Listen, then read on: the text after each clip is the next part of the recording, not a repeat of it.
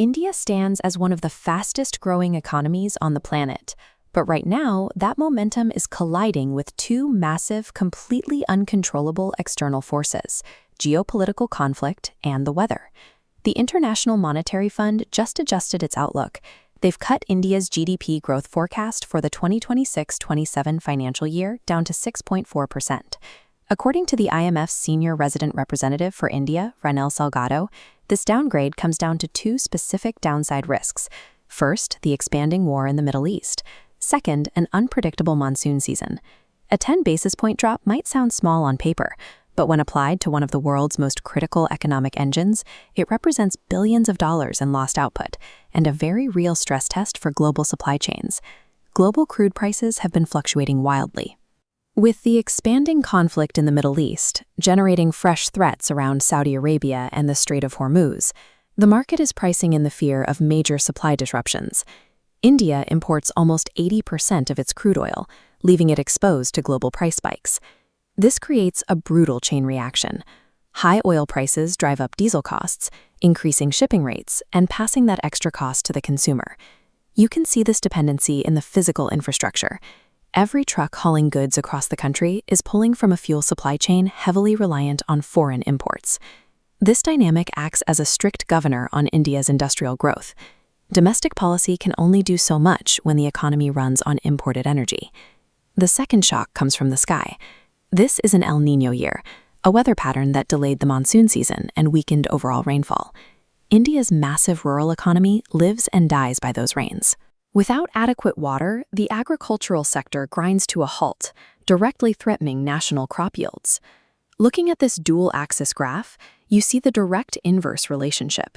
As the line for agricultural yield drops due to dry weather, the line for urban food prices spikes up rapidly. This means a direct loss of income for the massive agricultural workforce that relies on healthy harvests to survive. When you combine soaring food prices driven by climate with high transport costs from oil, you get a double threat. It squeezes household budgets and directly drags down national output. But all of these projections assume we actually know how much damage is being done. How accurately can the government and the IMF track these twin shocks in real time? Late last year, the IMF assigned India's national accounts a C rating, their second lowest grade, citing serious methodological weaknesses in how the country collects economic data.